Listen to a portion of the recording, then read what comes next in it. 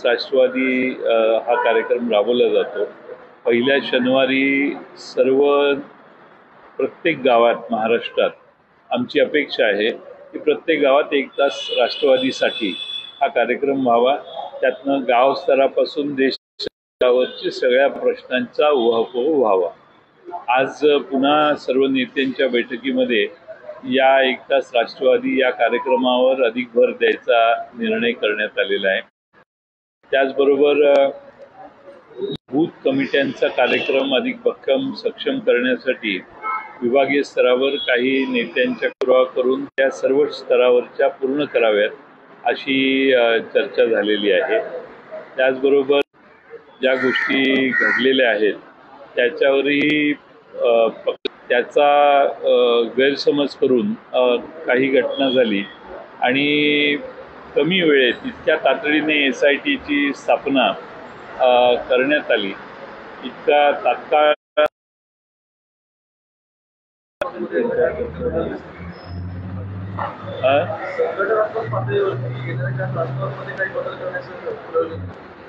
संघटनात्मक आमच्या निवडणुका चालू झालेल्या आहेत।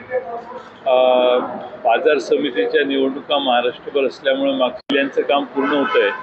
त्यांना मेसेज पाठवून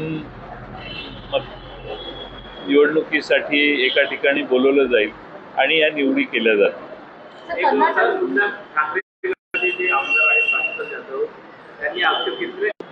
त्या दिवशी सांगितलं, आजही सांगतो। आणि बैठकीमधली चर्चा जी आहे ती चर्चा तयारी त्या पक्षाचा कार्यकर्त्यांचा समूह सर्वच गोष्टींची चर्चा करून त्याच्यावर निर्णय होतील। असा काही खास असा आमचा कुठल्या मतदारसंघाबाबत चर्चा झाली नाही किंवा जे आहेत तेच आहेत आता पुढे अशी चर्चा झालेली नाही। काँग्रेस प्रदेश अध्यक्षाकडून 16-16-16चा फॉर्म्युला ठरला असल्याची बातमी बाहेर आली आहे। त्यावर या बैठकीने चर्चा झाली की 16चा फॉर्म्युला करताना काँग्रेसकडून कसा दावा केला जातो? असं आहे की आमच्या बैठकीत हेही ठरलेलं आहे की वेगळे प्रसारमाध्यम वेगळे प्रश्न आमच्या तिन्ही पक्षांना विचारतील आणि त्यात भांडण निर्माण करण्याचा संभव आहे आणि त्यामुळे अशा सर्व प्रश्नांना उत्तर टाळणं असाही निर्णय आमच्या पक्षाच्या बैठकीत झालेला आहे। कर्नाटक निवडणुकीचा निकाल आजचं किती निरीक्षण आज नोंदवणार आणि महाराष्ट्राला कशा पद्धतीने काम होणार? नाही, पवार साहेबांनी कर्नाटकात वेगवेगळ्या नेत्यांची चर्चा करून तिथल्या निवडणुकीची रणनीती काय होती, मतदारांची त्याच्यावर प्रतिक्रिया काय आहे, काँग्रेस पक्षाकडून कोणत्या प्रकारे निवडणुकीची यंत्रणा राबवण्यात आली, भारतीय जनता पक्ष कोणत्या प्रश्नात कमी पडला आणि काय गोष्टी तिथं घडल्या याची इत्थंभूत माहिती त्यांनी आमच्या बैठकीत दिली आणि तिथल्या निवडणुकीचा अनुभव आम्हा सर्वांना त्यांची निरीक्षणं त्यांनी आम्हाला सांगितली। तो त्यांनी आम्हाला सांगितलेलं आहे।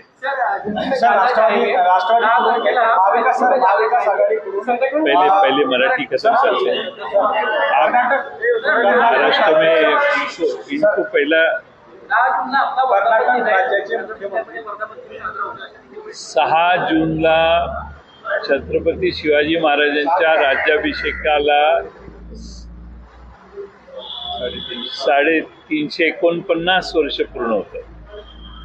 त्यामुळे हा छत्रपती शिवाजी महाराजांचा राज्यारोहणाचा समारंभ हा भारतवर्षामध्ये पहिल्यांदा एक स्वतंत्र राज्य स्वाभिमानी राज्य निर्माण करण्याचा प्रसंग होता आणि म्हणून आज सगळा मराठी महाराष्ट्रातला माणूस हा छत्रपती शिवाजी महाराजांना आराध्य दैवत मानतो। त्यांचं राज्यारोहणाचा प्रसंग 6 जूनला 349 वर्षापूर्वी जो घडला त्याच्या बाबतीत पूर्ण महाराष्ट्रात राष्ट्रवादी काँग्रेस पक्षाच्या वतीनं शिवाजी महाराजांच्या छत्रपती शिवाजी महाराजांच्या राज्यारोहणाचा समारंभ सोहळा हा सर्व ठिकाणी साजरा करण्यात येईल। त्यानंतर 10 जूनला महाराष्ट्रात राष्ट्रवादी काँग्रेसला 24 वर्ष पूर्ण होऊन 25व्या वर्षात हा पक्ष पदार्पण करतोय आणि त्यामुळे अहमदनगरला या 10 जूनची रॅली, 10 जूनची सभा, 10 जूनचा हा 24 वर्षातून 25व्या वर्षात जाण्याचा हा जो दिवस आहे 10 जून, तो फार मोठ्या प्रमाणात राष्ट्रवादी काँग्रेस पक्षाच्या वतीने अहमदनगरला साजरा होईल. त्या ठिकाणी ती एक मोठी सभा घेण्याचं प्रयोजित केलेलं आहे.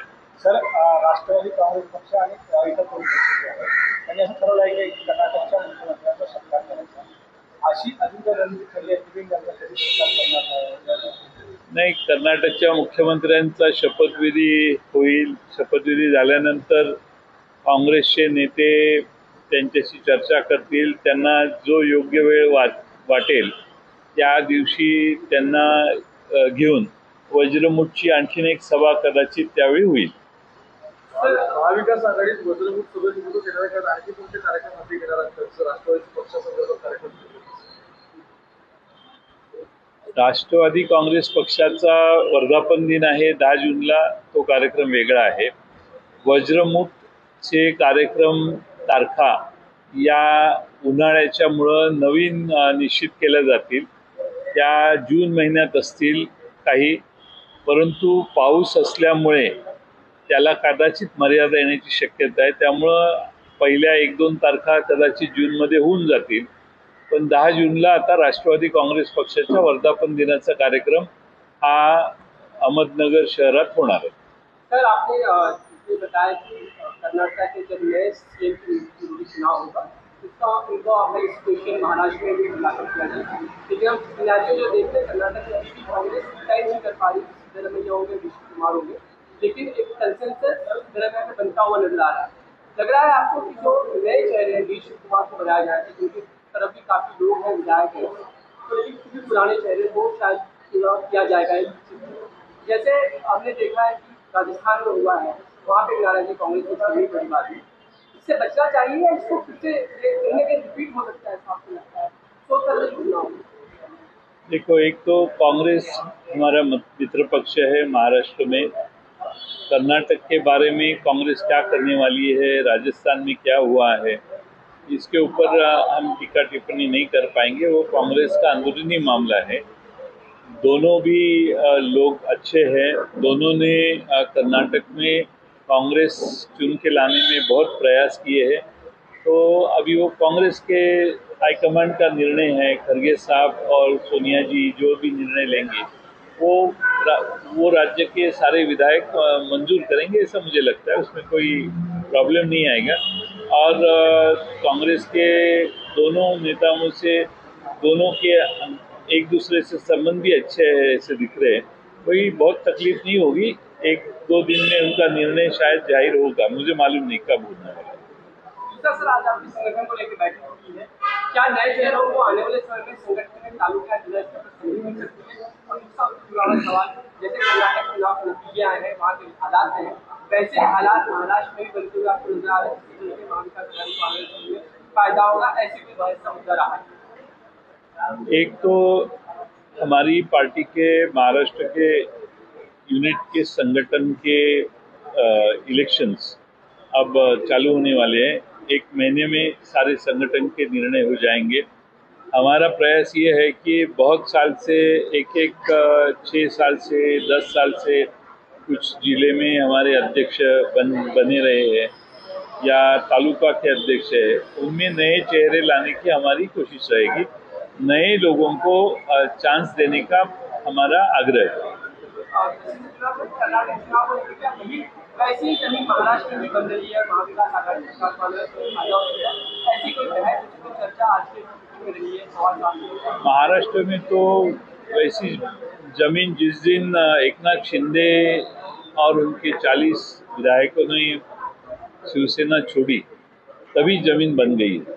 जमीन तैयार है और वोटर तो राह देख रहे हैं कि कब वोटिंग का दिन आए. मुझे पूरा यकीन है कि तीनों महाविकास आघाड़ी के नेता इकट्ठा आए और तीनों पार्टियां इकट्ठा है, तो कम से कम 200 से ज़्यादा विधायक महाराष्ट्र में MVA के चुन के आएंगे। अब जब सब ये कहते हैं कि 200 से ज़्यादा चुनौतियां हमारे साथ हमारे साथ में लड़ी, तो ऐसा क्यों होता है कि भाजपा ज़्यादा वहाँ कहते हैं कि जो बैठक होती है उसके मुद्दे आप बाहर आके डिस्कस कर देते हैं, जो नहीं किया जाना चाहिए, नाराजगी का शुरुआत क्यों आता है? फिर कहीं ना वैसे ऐसे देखो, 3 पार्टी है, भास्कर यादव तो उस मीटिंग में नहीं थे, और जो मीटिंग में होता है वो बाहर क्या बताने का इसका मैंडेट हमको दिया गया, और नाना पटोले जी, मैं और हमारे संजय राउत, हम तीनों ने आके वहाँ प्रेस लेके वहाँ बोल दिया है। उसके बाद में कुछ किसी ने बोला नहीं है, तो मुझे मालूम नहीं कि भास्कर यादव जी को किसने क्या इंफॉर्मेशन दी, किसी ने और ने कहीं कुछ बोला होगा तो मुझे मालूम नहीं। हमने यही किया कि फॉर्मूला तय नहीं हुआ है और हर कॉन्स्टिट्यूंसी की चर्चा हमें करनी है।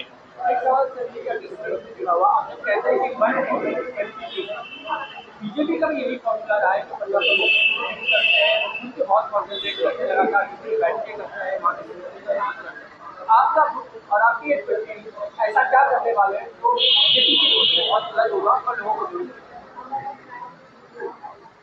देखो, हमारी पिछले 2019 के चुनाव का अनुभव ये है कि जहाँ बूथ कमेटियाँ हुई वहाँ हमारे को अच्छा विजय मिला। जहाँ बूथ कमेटी हुई नहीं वहाँ हमें हमारे उम्मीदवार चुन के नहीं आए। तो इसीलिए हम ये अनुभव है हमें कि बूथ कमेटी बनती है तो वहाँ का विधायक राष्ट्रवादी का चुन के ही आता है, और इसका असर लोकसभा के चुनाव के ऊपर भी पड़ सकता है। इसलिए जल्द से जल्द बूथ कमेटी करने का हमारा प्रयास है। एक आखिरी सवाल बिहार में, लेकिन वहाँ पर उनका विरोध का हुआ दिखता है, जारी होता है, लेकिन लोग भी उतनी संख्या को स्वभाव लगते हैं। जो चेहरे हैं हमारे महाराष्ट्र में विरोध हुआ था, क्या कहेंगे? जी, उनको सनसनी निर्माण करने की और अटेंशन सीकिंग टेंडेंसी उनमें ज़्यादा है, और समाज में अंधश्रद्धा, भगवान को मानने वाले भी लोग बड़ी संख्या में होते हैं। तो सारे लोगों को ऐसा लगता है कि ये भगवान की भाषा बोल रहे हैं, इसलिए लोग सुनने को जाते हैं, और वहाँ जाने के बाद समझता है ये कोई और ही भाषा बोल रहे हैं, तो लोग वापस चले जाते हैं। अभी यहाँ नहीं चली तो शायद बिहार में जाके कुछ चलता है क्या देखने की कोशिश होगी शायद, तो मुझे मालूम नहीं किस लिए वो वहाँ गए।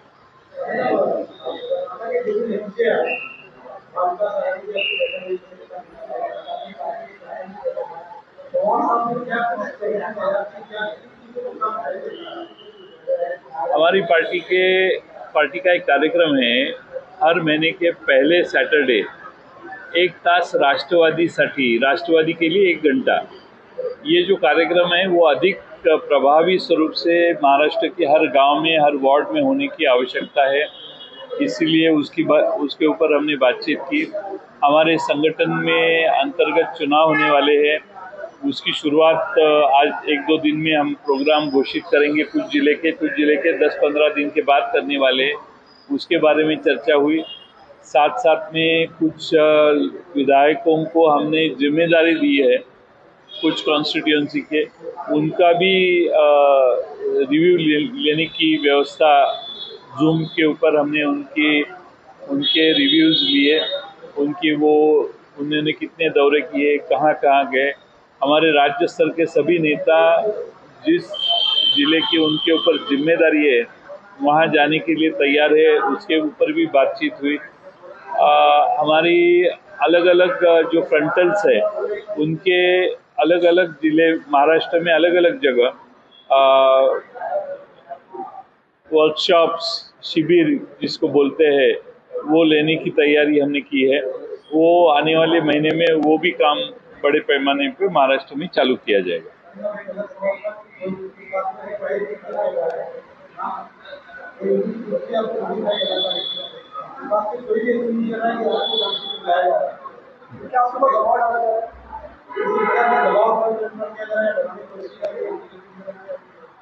नहीं, मेरे पे ऐसा कोई दबाव नहीं है क्योंकि किसी ने मुझे बातचीत नहीं की।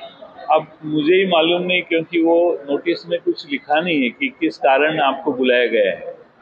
अब बुलाया है तो जाएंगे। अब कारण मालूम नहीं है। जिसका केस का उसमें जिक्र किया है उस केस का यानी नंबर दिया है, उसमें अगर जाके देखेंगे इंटरनेट पे तो कोई IL&FS का केस है। उससे मेरा कोई लेना देना जिंदगी में नहीं आया। मैंने कोई लोन लिया नहीं, कोई दिया नहीं, किसी को उधर मदद नहीं किया, किसी को गारंटर नहीं था।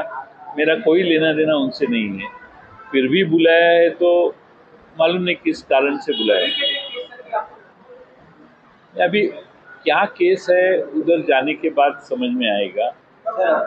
अभी पहले जाने के पहले कुछ एलिगेशन उनके ऊपर करना भी ठीक नहीं है। मुझे मालूम नहीं है कि क्या केस है। मैं आज एक छोटा सा खत लिखने वाला हूँ उनको कि मामला क्या है। हाँ? देखो, दूसरे नेताओं को जब क्वेश्चंस ईडी का नोटिस आया तब मैंने ये सारी चीजें कहा है। अब मेरे को ही आए हैं तो इसीलिए इसके ऊपर ज़्यादा कहना ठीक नहीं है। अभी मेरे को आया तो मैं जाके उनको कोऑपरेट करूंगा, देखते क्या होगा।